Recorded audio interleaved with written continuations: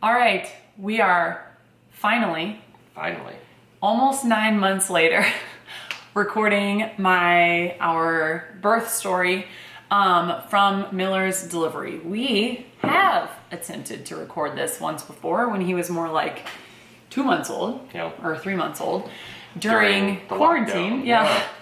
But as you know, many of you may know or are about to find out if you're watching this, I suppose, life with a newborn is unpredictable, and he woke up many times during that video. So life happened, things half opened back up, I went back to work, John switched jobs, lots of things happened, and now, many months later, we're doing it again. Yep. So we have some notes, which we had before anyway, but they will be especially helpful now that it's 9 months later. Yeah. But like, all jokes aside, this is not something obviously we were gonna forget. No. It's kind of a life-changing event. So I have most of these numbers times everything kind of in my head anyway, but this is just for reference if you see me looking at my phone or us looking at it. Yeah. I think some of the memories are probably a little foggy due to the sleep deprivation that happened. But aside from that, good thing is I'm super type A and took a lot of notes. Yeah. So I'm gonna start not just with the actual like night of labor, which, spoiler alert, I went into labor at night.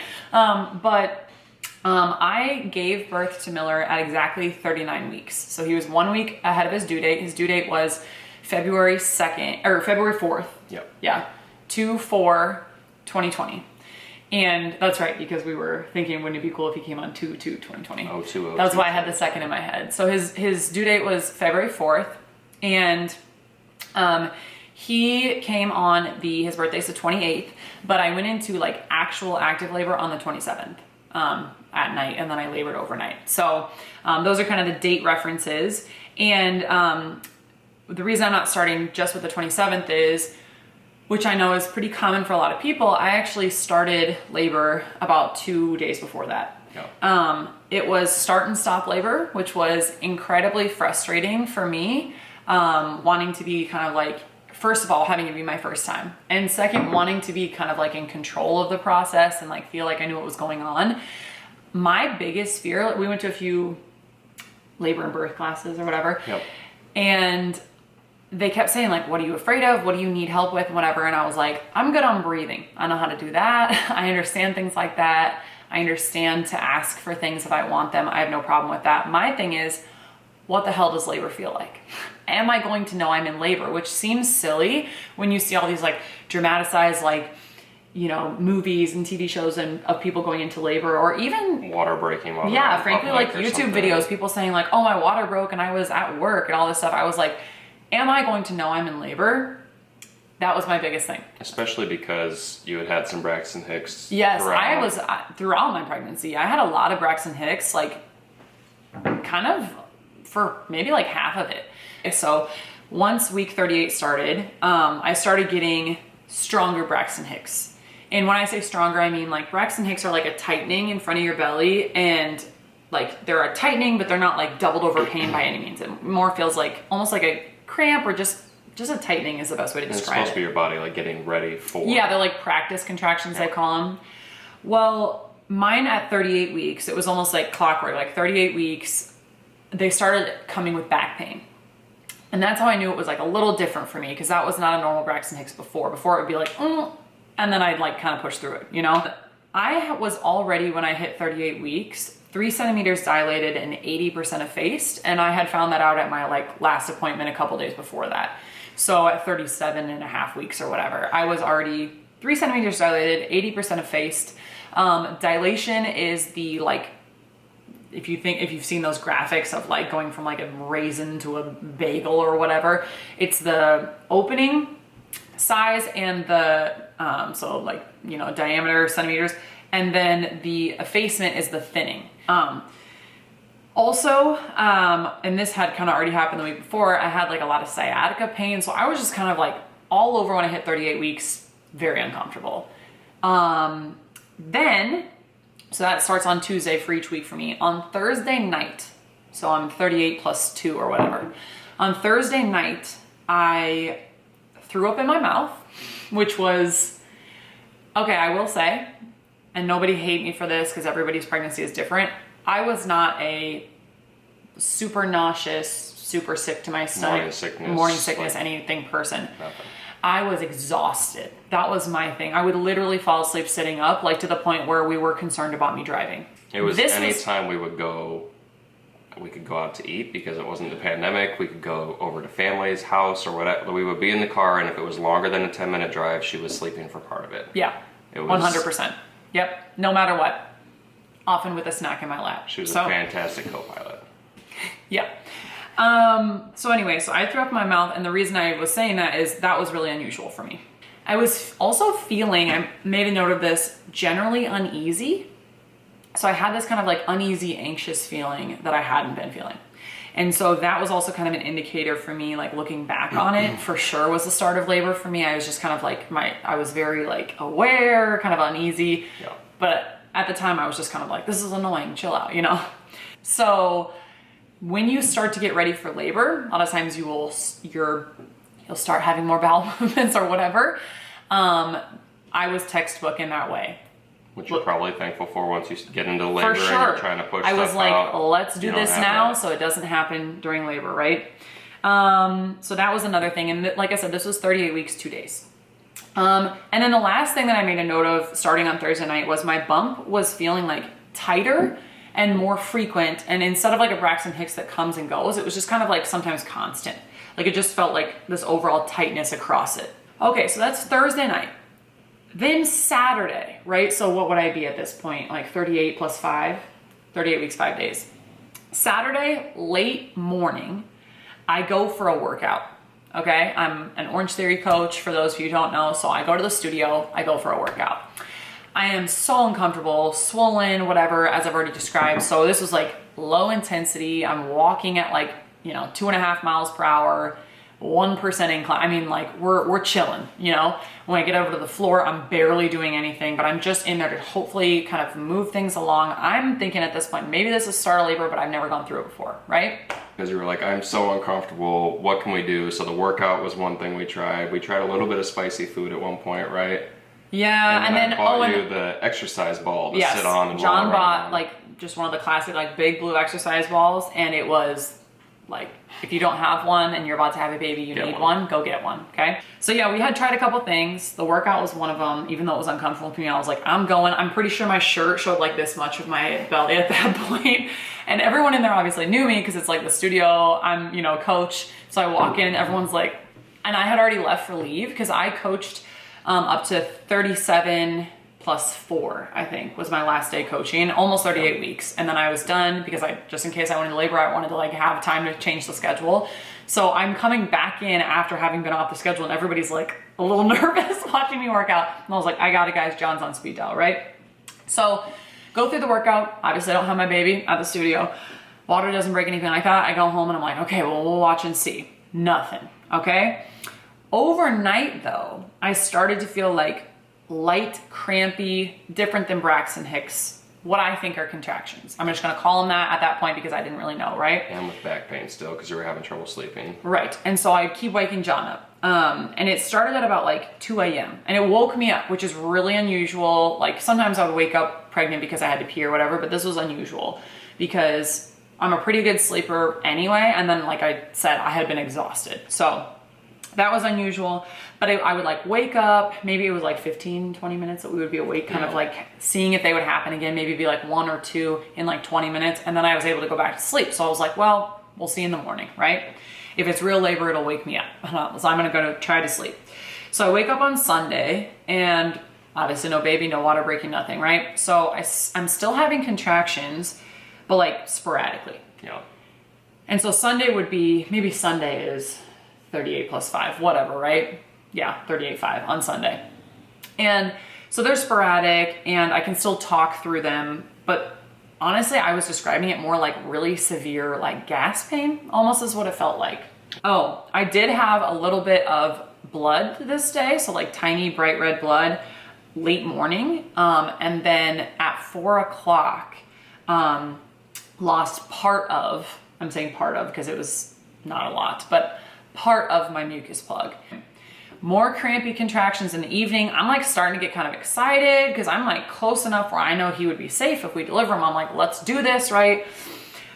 Go to sleep, still nothing. Overnight, I'm still waking up though. And it's like maybe every 2 hours I wake up at this time instead of like once a night, right? Monday.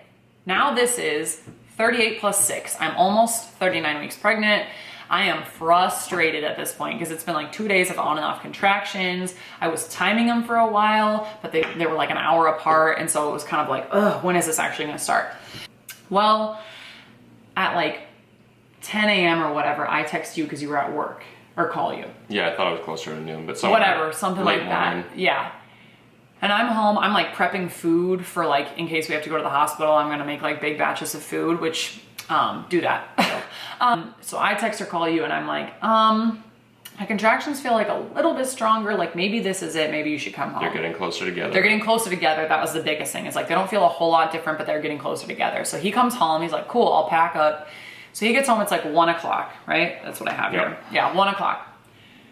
So at that point, they feel like stronger and we're like, packing. Like we already had our bags packed, but like doing all the like overnight, like our bathroom like stuff like that. Stuff, yeah.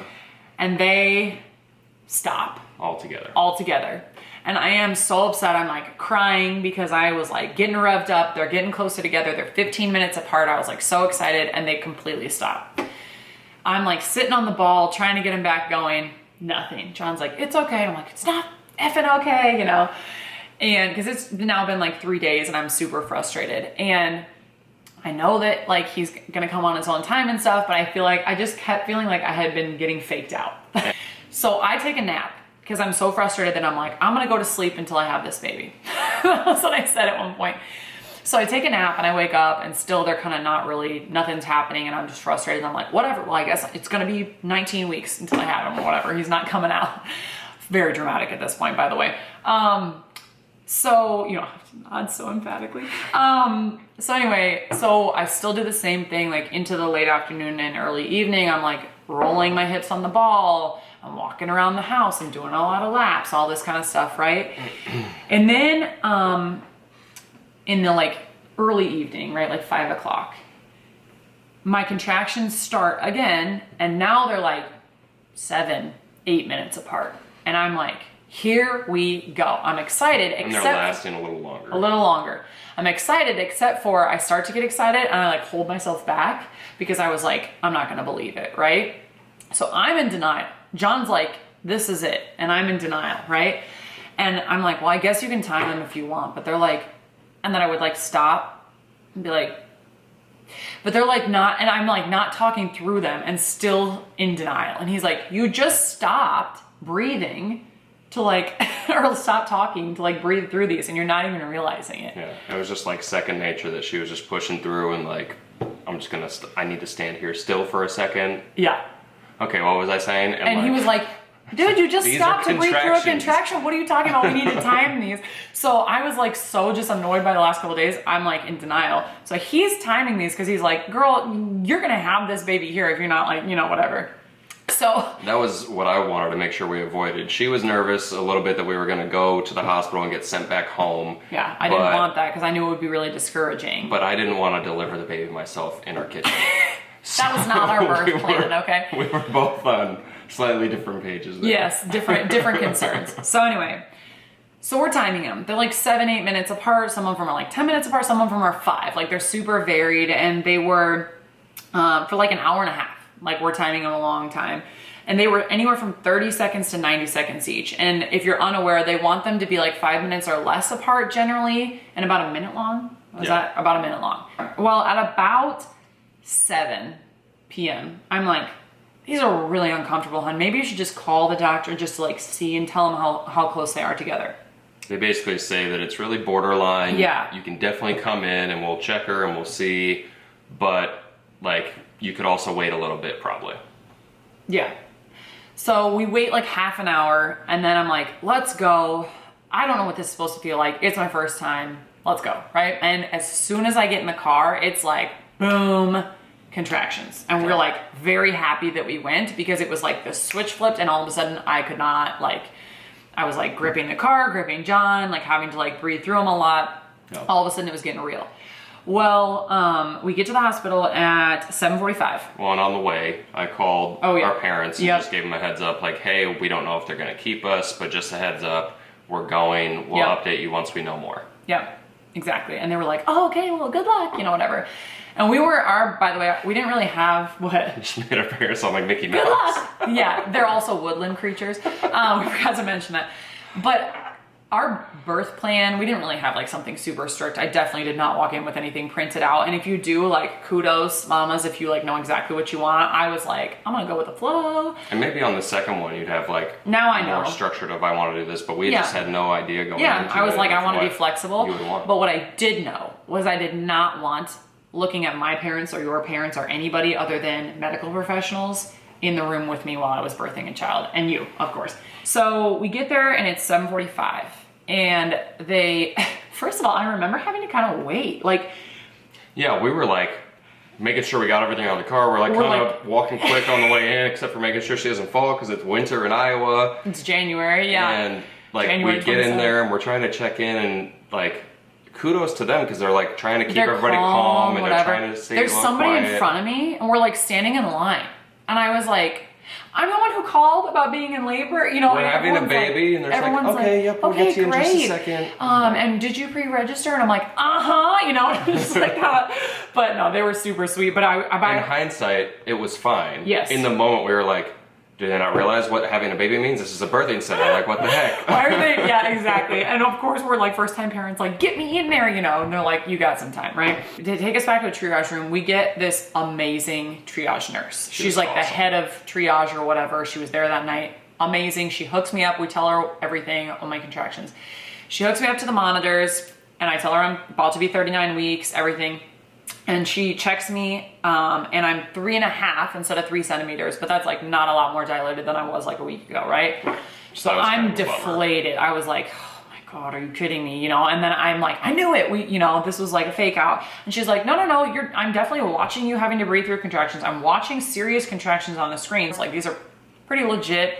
Why don't you get up, put a robe on, walk around the hallways? And because they wouldn't admit until you were 4.5. 4 or 4.5. So there wasn't enough to admit me yet. And so she was like, go ahead and walk around. These are for sure contractions. And then that way, maybe you progress here and we don't have to send you home. So I'm like, okay. So she was like, yeah, why don't you go walk the halls for an hour or two? For an hour or two. And I'm like, okay, I can barely walk, but sure, let's go walk for an hour or two, right? She clearly knows what she's talking about. How long was it that we were walking? 20 minutes. 20 minutes. I'm like bent over. We keep going over to the wall because all the walls have rails, so she could grab and like bend over. And and I am having to stop. It is minute plus contractions, super painful, doubled over type pain. And we didn't know that she was. Bulldog is over here snorting like a pig, if that's what you hear with those noises. The nurse was kind of watching us from the hallway to see how it was going. And so we like walk around, we keep doing it because I'm like, cool, this must mean we're getting somewhere. I mean, it's not cool. I felt awful, but it was definitely the real deal. There was like no question. There's no way we're going home. I look at John at one point, I was like, I'm not going home.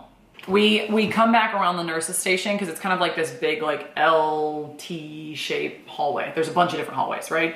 And there are stations like right in the middle. Yeah. And we come back around it when we're walking that way, and I'm like gripping John's arm. I'm kind of looking down, and she like looks at me or looks at you and said, what? She said, I'm gonna get a room ready. Yeah. I'm just gonna go ahead and get a room ready. Before that though, we took like a little pit stop in a little miniature hallway, like a little half hallway where they have like 3 suites at the end. Oh yes, this is John's favorite story about this. And she grabs the railing of me and is like bent over, and there's 2 like custodians that are there, and they're 2 women, and they're just like in a doorway to a closet watching us as she's like having a contraction pretty severely, and they're just like standing there like watching and kind of whispering to each other, and I keep giving them the side eye and like a glare. I'm like, how rude. Like, she's clearly dealing with something here. Like, just move. Aren't you used to this? John's thinking they're just like being rude and just staring and watching me, and it turns out so as soon as she gets done with the contraction, they like looked at each other and they were like, were you about to call a nurse? Because I was about to call a nurse. She's having that baby. Yeah. And I was like, and they're trying to be nice and watch because we're clearly like going through this, and John's like trying to help me. So they're trying to see if they need to alert someone, and John's over here like, excuse me. And Yeah. Rude. So now we know that everyone there is just trying to help, right, hon? Of course. Very, Why wouldn't they be? very defensive, clearly, at that point he was. But I, no idea this happens until he tells me like a week later. I am just tunnel vision. And that's one thing that I didn't know, like how I was going to be in labor or whatever. I was like, all business. I am in labor. I know what to do to breathe. I don't need you to give me additional information that I don't know. You let me know where we're going. Am I going to a new room? Am I getting an IV? Like, tell me the information. Yeah. I needed John's arm to squeeze. I needed him to tell me I was doing a good job. That helped. But I didn't need him to like, there was no music I needed on. Like, I just needed to like No focus. candles, no music. Candles. And I have a candle lit right here. I say it like I hate candles, but I just didn't need anything in that moment, anything like that, right? And if you do, know that about yourself and bring it, but it might change. Yeah, so she checks me at that point. And now it's like 9 something. 9, maybe 9. Because we got there at 7:45, she checks me, all that stuff, right? It's 9 something, and I am about 4.5 to 5 centimeters. Like she couldn't quite nail it down, but it was like up to 5 centimeters basically. And so she's like, yep, that's what I thought. I already got your room ready. We're getting it ready for you right now. We're gonna admit you. So she gets me all my bands and everything. And I'm technically admitted by 9:45. Yep. Oh, John's getting a towel for Tex's feet, but I can tell this next part. I don't wanna say necessarily the worst part of labor for me. Maybe the worst part though, was the fact that they could not get an IV in me. That seems like a weird part to focus on, but I had 3 blown vein attempts, 3 failed attempts with blown, you good, Buddha? With, if you don't know what a blown vein is, basically like it like puffs up underneath your skin. Sorry you guys if you're squeamish or whatever, but obviously this is a birth vlog, so hopefully you were ready for this, but it was so painful because I'm already trying to breathe through my contractions, and what happened is I have great veins here and here, okay? I had to get blood drawn all the time because we had to get progesterone levels and everything when we were going through infertility treatments. But I did not realize that they were gonna try to put them in either on top of my arm or on my hand. Like I just didn't really think about it, right? Because they don't want it to be in here so that when you're pushing, you can do this. Like you can hold your legs and stuff like that. All makes sense, right? Except for the fact that those veins are not great on me. Yeah. So 3 failed attempts. It took like a literal hour because they kept. It took a while. Like 45 minutes maybe. They had. And at one point you just said, I'll just do it without. I'll just do it without. What you're doing that hurts more than the contractions right now. Yeah, I was like, this is way harder than the contractions. Like I would just like to be able to focus on labor. And they were like, hun, we got to get this IV placed in case we need to give you like fluids or like anything else. It's kind of like almost an emergency thing. Like if you're here, we want this IV in, like we're gonna do whatever we can to get it in because like if you need something, we need to have it in already, right? So they ended up just doing it in your elbow. They did end up finally, I was like, I was begging them at this point. I was like, please, I will not hold on to anything when I push. I'll go like this, like because it's both arms at this point. I'm like bandaged from here to here, I'm bruised. And this isn't their fault. Like my veins were not working. These are like very experienced nurses. But John's like standing on the other side of the room, like just like starting to get kind of angry because it almost seemed a little bit like you thought that they weren't listening to me. Even though they were, but they were just trying to say like, let us try one more time. And I basically said, this is the absolute last time, and then it didn't work again. And I said, there will be no more trying, you're putting it in my elbow. And they were like, okay, right? They were like, we tried, this is too much, we're so sorry, hon. Yeah. And they did it and it was fine after that, right? It was hard to watch because it was like clearly painful for you, and I could tell that it was like more painful than the contractions at that time because like, I don't know. It was overwhelming pain because it was that and contractions and everything else, and it was very new to me. And I was in that mindset. I was getting angry because like I was defensive in the hallway with the custodians. Like I was. There will be a general theme. No. I couldn't do anything. Yeah. It was completely out of my hands. I couldn't help. I couldn't. Yeah. And that's hard for me. Yeah, so. That is hard for you. So they finally get it. 3 failed attempts, but they finally get the IV, and they give me just like really basic pain meds at 11. Okay, I was admitted at 9:45. They do all this stuff for about an hour. It's 11 once they get the IV and they give me some. And that helps to take the edge off. That helps a little bit. It did help a little bit, except for then as soon as I get those and I'm starting to feel a little bit better and I'm kind of like, okay, and I'm laying on my side and everything, right? My water breaks. Before that happens, they tell you to lay down because they're like, oh, the pain meds are taking the edge off a little bit. She's From breathing here, super it's well. usually like a centimeter an hour. So we've got a little bit of time here. Yeah. And I was doing the math, like, okay, we're going to start pushing it. What is it, 10 centimeters? It was 11. Oh, 10 centimeters, yeah. And so we've got like 4 hours until we're going to start pushing. I was like, okay, I'll lay down. I'll take a little nap. Yeah, I was doing pretty well at that point. I was breathing through him on my own. I was like, you're fine, hon, go ahead. And so he lays down in the little like window bed or whatever. And I had opened the studio that morning at work. And so I'd been up at 4:30 in the morning Monday before we went into the hospital that night. And this is Monday night at 11, so he's pretty tired. And all the adrenaline and everything. So I'm like, just try, even if it's like a super short nap. You're laying down for 30 seconds. I mean, literally he had just touched his like head down. Rolled down. I was like trying to get comfortable, and I like rolled away towards the window away from her because it was dark over there. And then she was like, "Oh my God!" So I was like, "What? He gets What's up, happening?" and I just go, "Oh my God!" And the nurses and everyone gets up, and I'm like, something's happening." And they're like, "What?" And I go, "I think my water just broke.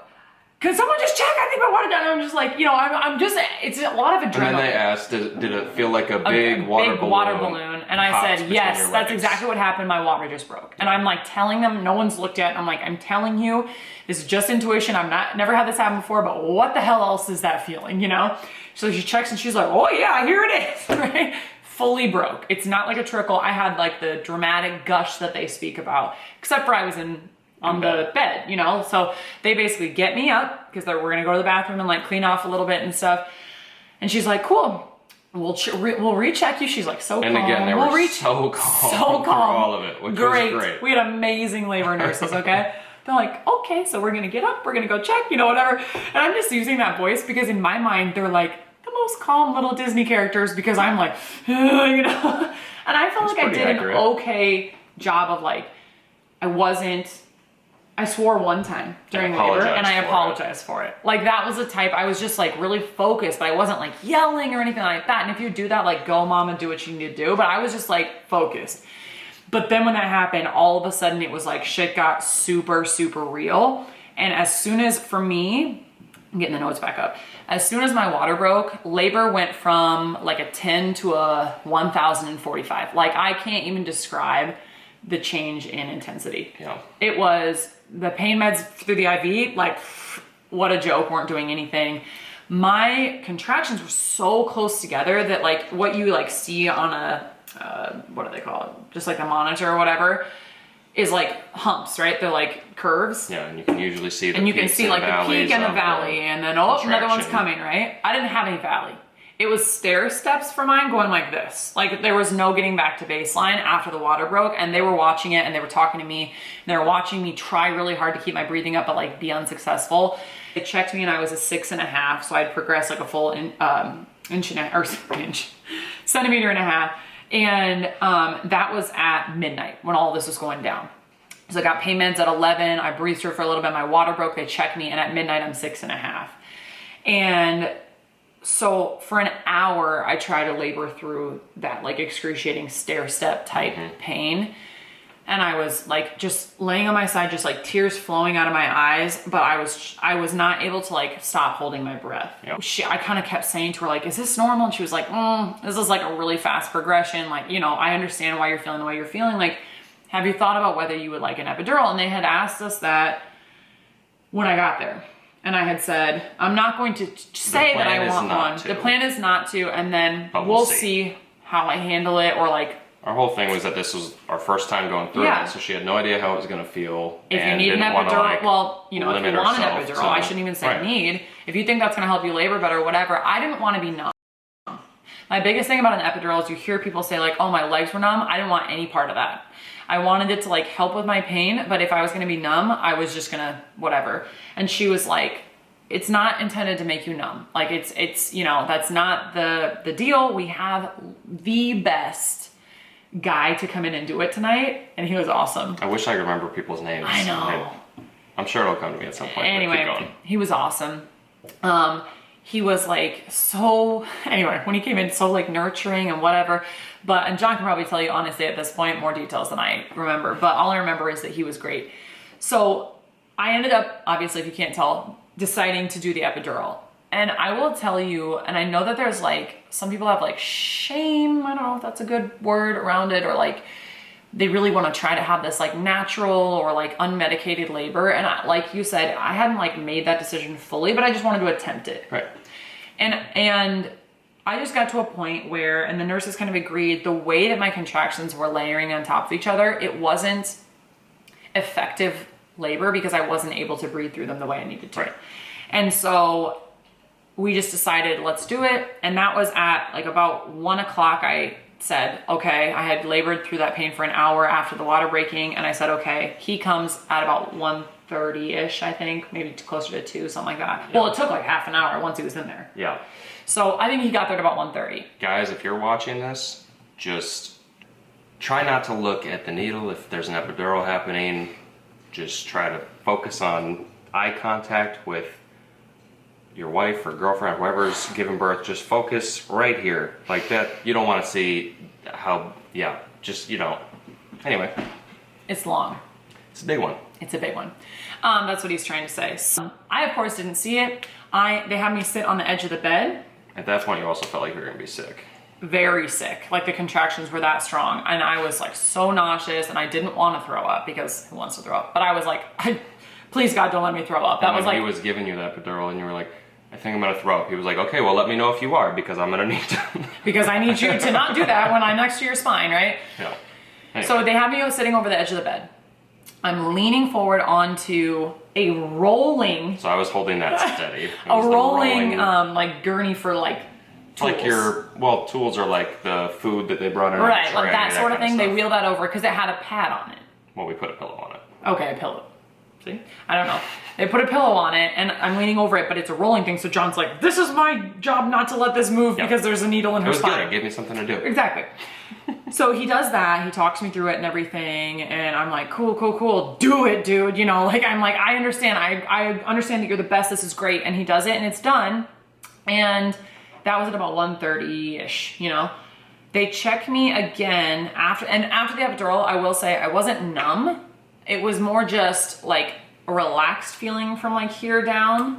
I could definitely still feel everything. You described it at the times like you could feel it, but it wasn't like painful, but it felt like intense and you could feel the pressure. I could still tell that I was having an intense contraction from the pressure, but it wasn't the pain level that it was before. And I could always tell them 10 seconds before contraction, I would say, I'm about to have one. And then bloop, on the screen, I would have one. So that's another thing, ladies, in case you like don't realize that. If you think you're about to have one, you'll know you're about to have one. Like I knew immediately I'm about to have one in about this many seconds and I was always right. So that was an interesting thing to find out about myself. I didn't know that I would know, and every single time I knew at least 10 seconds at a time. And once you got the epidural and like were kind of more relaxed and settled into the bed able again, to breathe and able all to that. breathe, that's when I went out because some of our parents came and like waited in the lobby. In the waiting room. And so I went out and like talked to them for a second, let them know how it was going, and got like a snack or something. Right. And then when I came back in, it was like, you were like, I was about to call you. oh, no, you came back in because we called you, right? Didn't we call you? No, you were about to. Oh, they had gotten my phone for me or something like that. That's right, that's right. The nurse had her phone and I walked in and I was like, that's weird. Yeah, why are you on your phone? Why? You must be really relaxed. And I was like, I was about to call you. And he's like, why? And I'm like, because I just told her to check me. And no, I was at 9.5. Oh, yeah. And I was like, I just told her to check me because I felt like different or whatever. And so she said it had been long enough, she would check me. And I'm at 9.5. So they were like trying to find you. And he was like, well, sorry, I was just out with our parents. I just got a snack. And I was like, don't tell me you just got a snack because I didn't eat. No, I honestly didn't really want to eat anyway because I was kind of nauseous and stuff. So that was at 2 a.m. is in my notes here. So we got admitted, remember, at 9:45, admitted. We got there at 7:45. So from like, let's say we were there from about 8 to it's now 6 hours. So they check me. They're like, okay, well, we'll have to check you again to see when you're 10 centimeters, but we'll start alerting the doctor. Right? Yep. And then it happened to not be my doctor that was on call because the way that my practice worked, they have 5 doctors and I see one like mainly as my OB. She happened to be on call starting at 7 a.m. And it was 2-something a.m. So it was someone else, but she ended up being also excellent. I had already met all the rest of the doctors. It was fine, but I just barely missed like my girl and I love her by 4 hours. So I was definitely bummed about that, but that's okay. Anyway, but they checked me again because they checked me because I said, I need to push. Yeah. And that's another thing, in case you're unaware or this is about to be your first. Like I said, I didn't know what to expect. I was so intuitive. I knew exactly. I was like, I need to push. I'm going to have him now. And they were like, well, hold on, don't push. And I was like, no, you need to check me again. And this had only been like 15 minutes. Yeah. You need to check me again. I know you just did, but you need to check me again. I'm 10 centimeters. I need to push. And I'm telling them just like so matter of factly. And they're like, all right. So they check me again. And this is at 220. That's when I was finally 10 centimeters. 220, they had just checked me at 2 and I was 9.5. So like, you're right, you're 10 centimeters on the dot, like way to know. We've got the doctor on the phone, she's coming in, right? She's on her way. She's on her way. So I am now like, they're sitting up, like the bed and everything. They're like getting everything ready. Doctor's still not here. I'm thinking, it's been 3 hours. Where the hell is she? It's been 5 minutes, okay? She got there at 2:30 or like right before 2:30 because I started pushing at 2:30. So like once she got there, she was like, hi, great job. Like, how are we doing? Like, and I was like, I'm ready to go. Let's do this. And so she's like, okay, she's getting all ready. And I'm like, well, before that, you had said to the nurse, okay, is she coming? Because I'm gonna push, we're having the baby now. And the nurse was I just kept saying, we're having the baby now. And the nurse was like, let's put it this way, I'm not going to let you until the doctor gets here. And like a minute later, the doctor walked in the door. Yeah, and she was like, we're not going to until she gets here. And I was like, that's what you think, you know? Anyway, and then it turns out I needed 45 minutes anyway to push him out, but all good. So pushing for me was the best thing. The best thing. Like I said, the epidural did not make me numb in any way. I could feel everything. It was just kind of like toned down, you know, like I could feel I was having a contraction still for sure. But pushing was like this relief because I got to like actually counteract the pressure, and I pushed when I had a contraction. And so because I was able to tell them I'm about to have one, they'd be like, okay, let's get ready. And you were holding my left leg, is that right? Yeah, I had. He was over here holding my left leg. Giving you my hand to squeeze, and then I was squeezing on his hand, and then I was holding this leg. Well, and the nurse, me and the nurse kind of, right? So it's like John over here, my nurse over here, doctor, and I'm just in bed. By the way, I know people labor in a different way. I just decided to do like the sit up, like classic kind of bed stance, and that worked for me, which is great. Usually you do 3 pushes per contraction, and they were letting me do 5 because I was able to. Their contractions were long. They were very long, and I was able to without like, you know, passing out or throwing up or anything. I felt strong doing it, so they were letting me do 5 per contraction, and that was really good for me because I felt like I was doing stuff. And then you checked a couple times. They were like, do you want to come down and like feel his head? Like his head's coming out. I didn't think I was gonna want to at all, but like in the moment, I just like I wanted to do everything. I was like, yeah, this is so amazing and cool, and she was doing such a great job that it was the coolest thing. Yeah. I did feel like I just completely knew what to do. Obviously, I had never done it before. Are you crying? I was tearing up a little. Oh, I love you. I definitely just felt like I knew what to do though. Like I was intuitive.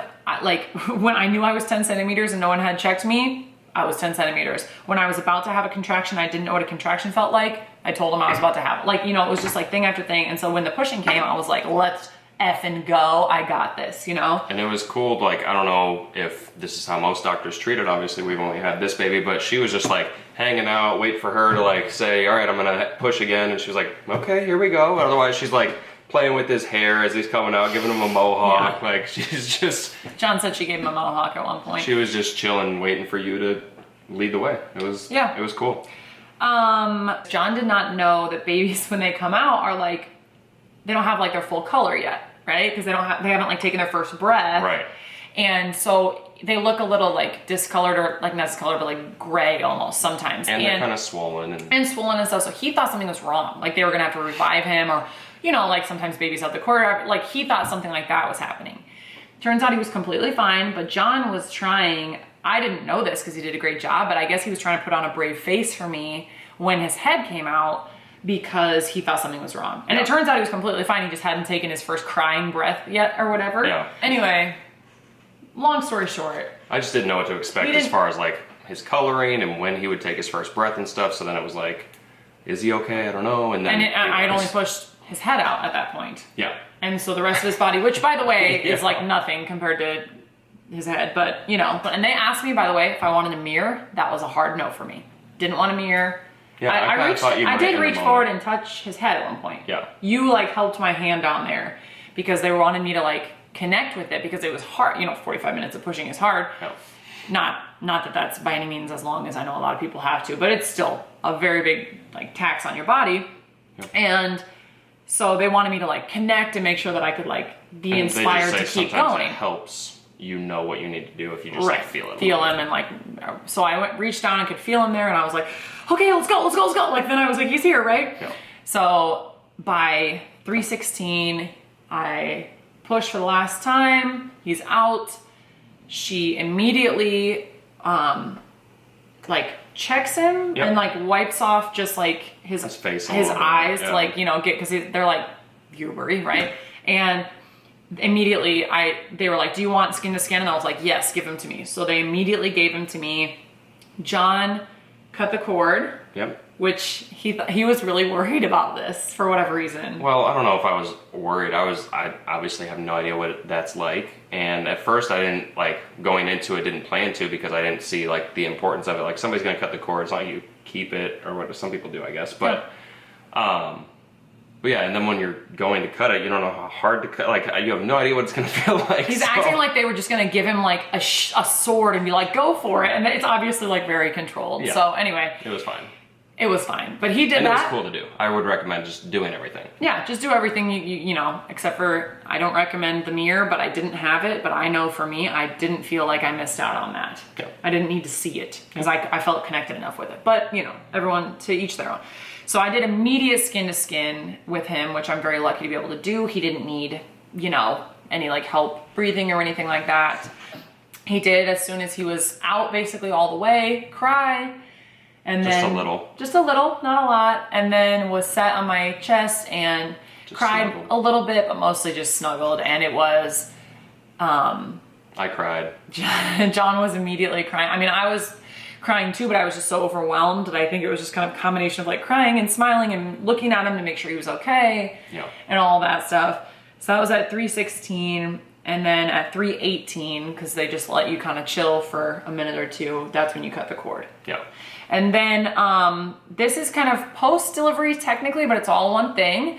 Minutes after that, I still have him. They're not gonna like take him from me or anything like that, but they're like, hey, are you good if you keep him and just deliver the placenta?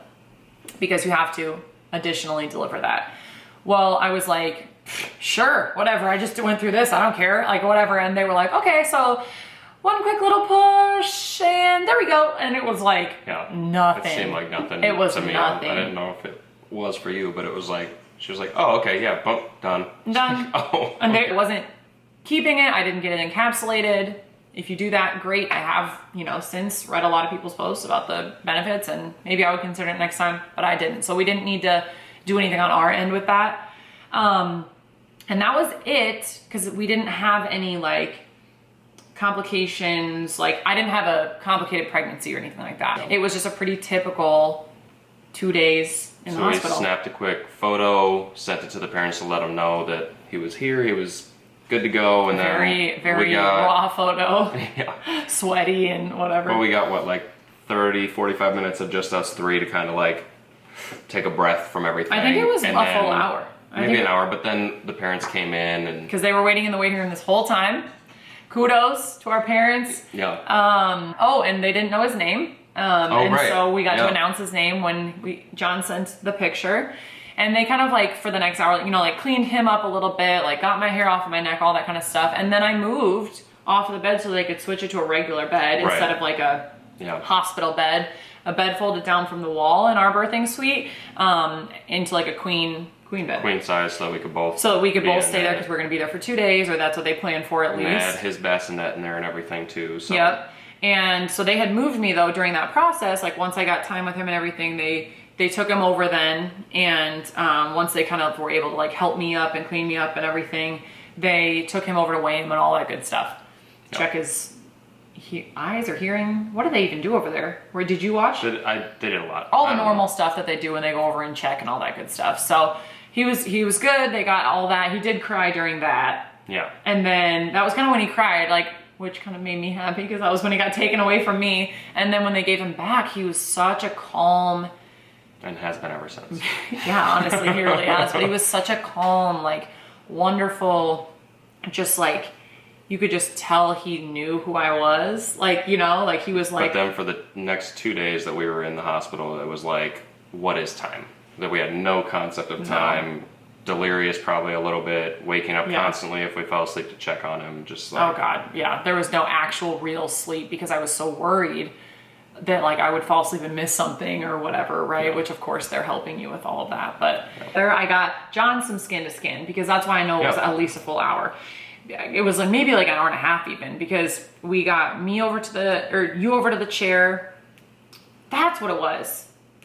You went over to the chair and held him after he got cleaned up so that they could help me. Cause then I went to the bathroom and I like changed, you know, like I got like pads on and stuff like that. Right. Yeah.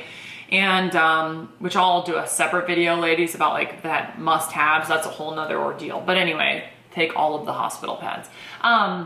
But they went and got me cleaned up. Miller cleaned up, gave him to you. Yep. And then you did skin to skin before our parents came in. And by the time they came in, I had him back after your skin to skin. But that was really good for you to like connect with him too. And he was so calm and with you too. It's like he knew exactly who the two of us were right away. Yeah. It was amazing. It was cool. So 10 out of 10 would recommend having a baby with your best friend. Yeah. But no, we did honestly, like I feel very lucky for my birth experience. I had a great team of nurses and doctors, even though I didn't get to have my own doctor, who then of course she was on call like a couple hours later. So she came like knocking and sneaking in. She was like, oh my God, you know? So that was fun to see her. And our parents were able to come in, but then they were kind of like, oh, we're so proud of you guys. Oh my God, he's so wonderful. We're gonna go home and sleep now. You know, like it was like, okay, we're very tired. And then they came back later. Yeah, you know, I know we said this at the beginning of the video, but this was back in January. So it was before COVID restrictions, really before all the cases had surged or anything like that. It wasn't very long after that, but everyone was able to still come visit. That being said though, we didn't have a ton of visitors because we just kind of wanted it to be like not crazy. When people were there, I would kind of give John a look if I had like had enough time because I wanted to just like make sure I was connecting enough. Like it's not, that's one thing I would say. If you're having a baby, this is about you and your baby and your partner, right? You know, I was very lucky to have like a great birthing partner and he really like knew that I didn't want like anything over the top or whatever. And I was able to communicate that ahead of time because I was in the moment. You don't know if you're going to be able to communicate very well. So you need to be comfortable with your surroundings, with like the decisions that are being made, ask questions or say no, or at least say, is there another option? If you have, you know, questions about things, I would say their doctors are professionals and they want the best for you and everything like that. And I wanted a hospital birth because like in my mind, if something goes wrong or whatever, I wanted to be around all the medical equipment, all of the, you know what I mean? The professionals and everything. And it was my first time. And if that's not the route you want to go, that's fine. But make sure that you're comfortable with what you're doing. I don't know. Do what makes you happy. You don't have to go in with a plan. We did not have a set plan. And we definitely didn't have anything written out. Very general outline in our head. Very general. You gotta go with your gut a little bit. You know, ask questions, do your research, but you gotta go with your gut a little bit and just make educated decisions. That's what we did and we're very happy with it. And be willing to change it along the way as you feel something different than you thought you would. I feel like our life motto is that nothing is permanent, and that's kind of what we went into birth with, was we've never done this before. We have an idea, but nothing is set in stone. Nothing's permanent. So yeah. And, you know, if there ever is a second time, I don't see me like choosing a lot of different things. Yeah, no, I think it was great. Yeah. So that was my experience. It's just one experience, but I hope that answers some questions from you guys. If you have other questions, feel free to comment them. Please message us. Whatever. Yeah. You can also, I post a lot of different things to my Instagram stories a little bit more frequently. This is just, I know, something that I enjoyed watching leading up to birth was other people's birth stories, just so I could see just different experiences and different timelines and what happened and kind of the funny things that happened throughout or whatever. So let me know. Thank you guys for watching. We'll see you later.